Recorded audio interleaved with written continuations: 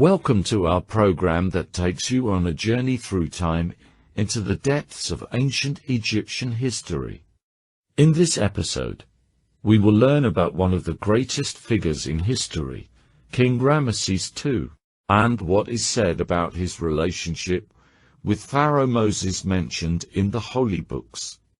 We will delve into the secrets of the city of Thebes, the city of kings and heroes, and review its most prominent landmarks that witnessed the greatness of Egyptian civilization. We will also take a closer look at the Temple of Abu Simbel, one of the most magnificent temples built by Rameses II, and follow the epic story of its rescue from drowning by UNESCO.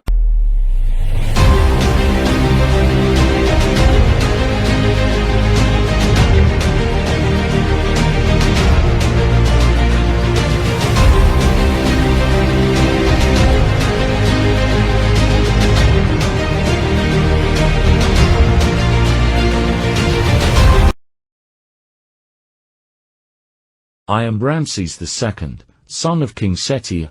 After my father ruled for 17 years, I assumed the throne and began my rule, which lasted about 67 years. During my reign, I built many wonderful temples and architectural structures, such as the Luxor Temple and the Ramesseum Temple in Abu Simbel. The most notable event of his reign was the confrontation with the Hittites at the Battle of Kadesh. Although the battle was not decided conclusively, I treated the matter as if I had won, which greatly affected Egyptian influence in Asia to promote peace. A treaty was concluded between Egypt and the Hittites, and she married the daughter of their king. She ruled Egypt for a long time, which led to weakness creeping into the central administration. Foreign blood from Asians, Libyans, and Nubians entered the royal house and the army, which weakened the Egyptian military spirit. It decided to build a new capital for Egypt in Bar Ramesses in the Delta, which made the old capital, Thebes, under the control of the priests of honor, away from the control of the central authority, and it became an influential political power center. I bequeathed to my son Meneptah an empire that was beginning to show signs of decay. Immediately after assuming the throne, Meneptah quickly put down a revolution in Asia against Egyptian influence, and immortalized this victory with a plaque in which the name Israel was mentioned for the first time. Meneptah knew that he might be the pharaoh of Moses' exodus from Egypt, as stated in the holy books. He also eliminated the Libyans' attack on Egypt, but his rule did not last long, as he ruled for only more than 8 years. He left the throne to be disputed by several heirs, making the late 19th dynasty a bad period in Egyptian history. When talking about the city of Thebes, we are talking about the city that is not comparable to any other archaeological area in the world.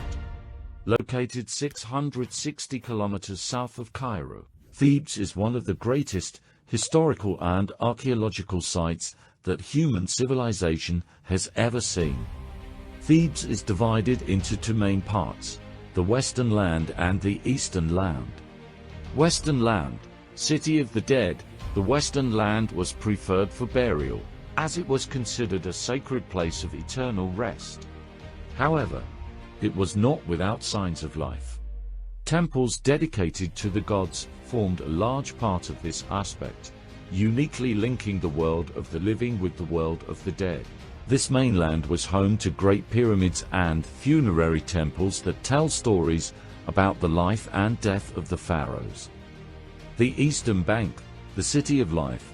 As for the Eastern Land, it was the main place of residence, royal palaces, and large temples.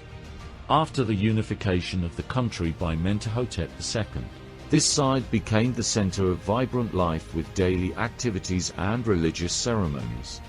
Here the main temples were built and rituals were held that brought people together around their gods. Thebes in the Middle Kingdom. Thebes was known as the home of the Middle Kingdom kings, who sought to glorify their city by building temples and holy sites. The Temple of Mentu and the Temple of Amun were the most prominent of these temples, which imposed themselves on the region at the beginning of the 12th dynasty. The Temple of Amun, located in Karnak, was considered the home of the greatest god, while the Temple of Luxor served as the private southern home in which Amun spent his time from time to time. The great city, ancient Thebes, was approximately in its current location, with the Luxor temple in the middle, which increased and expanded over time until it became a vital center for the city's population, which probably numbered more than 1 million people in the era of the New Kingdom.